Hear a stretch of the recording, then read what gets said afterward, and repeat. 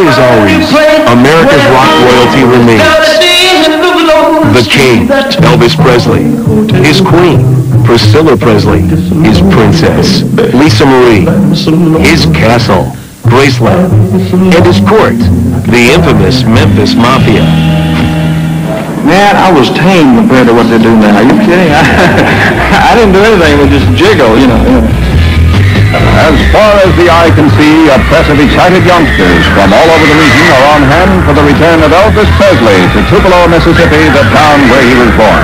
The Mr. Teenager is on his way to attaining a popularity unparalleled in theater history.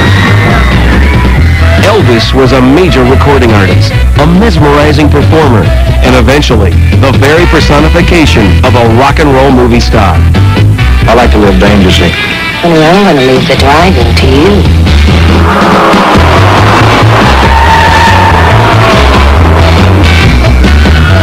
The man who would make his first million by age 21 came from poor and humble beginnings. In 1935, Elvis Presley was born in a small southern home known as a shotgun house. His parents, Gladys and Vernon Presley, were farm workers. He had a twin brother who died during childbirth, leaving Elvis to be raised as an only child. There was really a special bond between Elvis and Gladys. All of her hopes and dreams were embodied in Elvis, and she told him time and time again, you're special, you're going to be somebody. And that kind of motivation is the thing that kept Elvis going. It headed him in the right direction early on. She loved Elvis very much. She and Uncle Vernon both loved Elvis dearly, and their whole life centered around him. In 1938, when Elvis was only 3 years old, his father, Vernon, was found guilty of forgery and spent a year in Parchment Farm State Penitentiary. Vernon had sold a hog to his boss, Orville Bean, who was the guy that owned the dairy farms there in Tupelo. And he had bought this hog for $4. He gave Vernon a check for $4. And Vernon was kind of upset because he thought they should have paid him more for it. So he got together with Gladys's brother Travis and a friend of his, and they decided that they would forge the check, and they either changed it either to $14 or $40. There's a discrepancy there about what the actual amount was. But the fact was, the next day when they cashed the check, they were arrested. This man, Mr. Presley, was as straight as an arrow.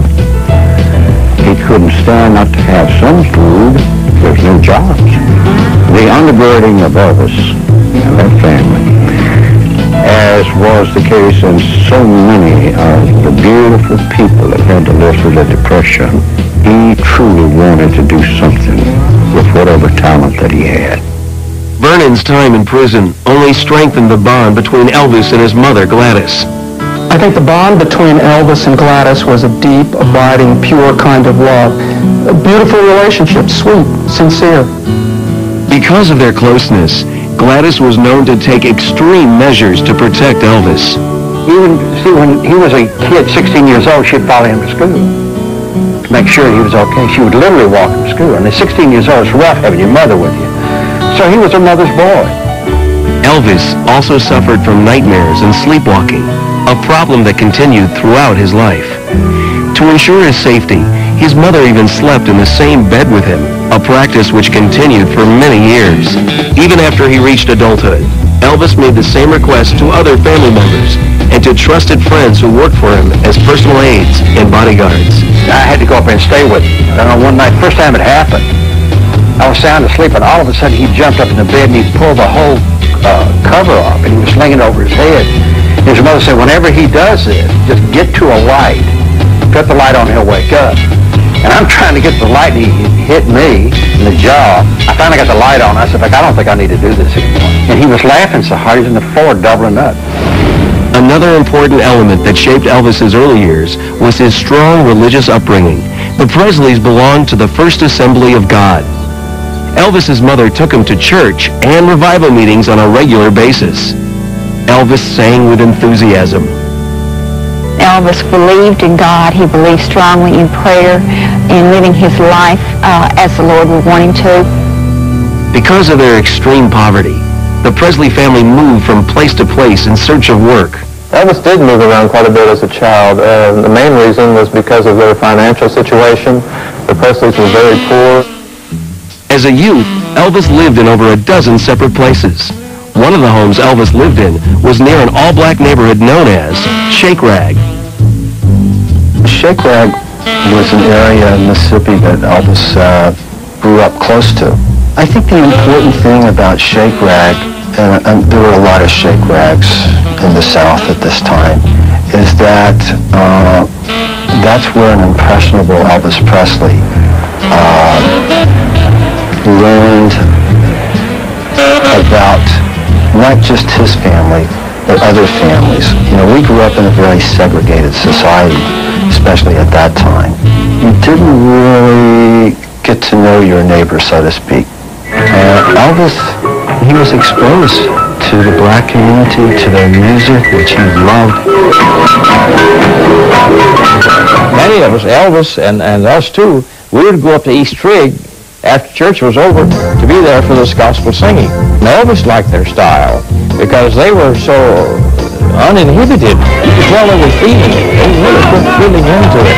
And I think that was probably the first influence on Elvis in incorporating some of the black style of expressing themselves when they sing, was at East Trigg Baptist Church. By the time Elvis was in high school, he was visiting Shake Rag and local gospel churches on a regular basis.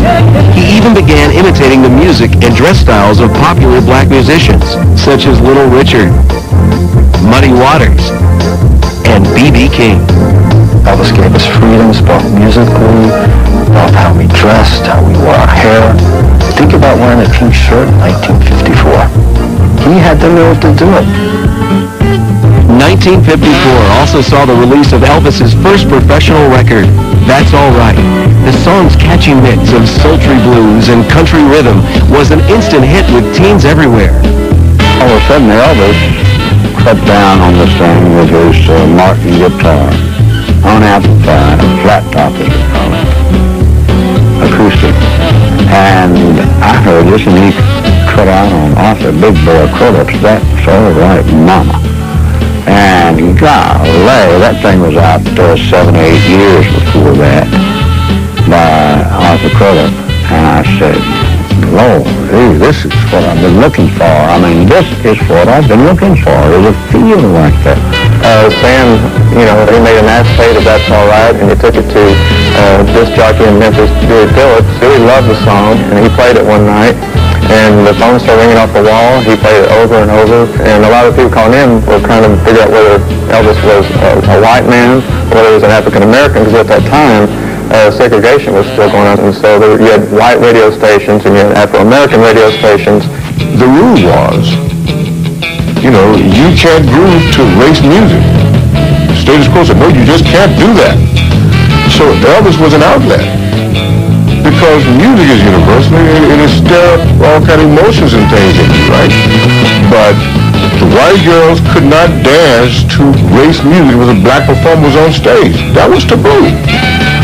So when Elvis came and had the guts enough to do this, we can cut loose, you know, and so that's why he was, one of the reasons I think why he was such a big hit.